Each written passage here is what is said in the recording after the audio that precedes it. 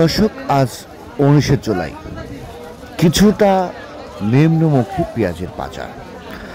আজকে শনিবার হাট, বনগ্রাম হাট এবং বেড়া চতুর হাট। আপনার সাথে থাকুন।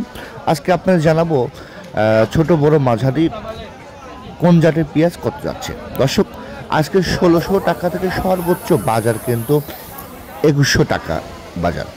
যে বাজারটি গতকাল ছিল 2150, আজকে কিন্তু 2100 টাকা সেই বাজারটা।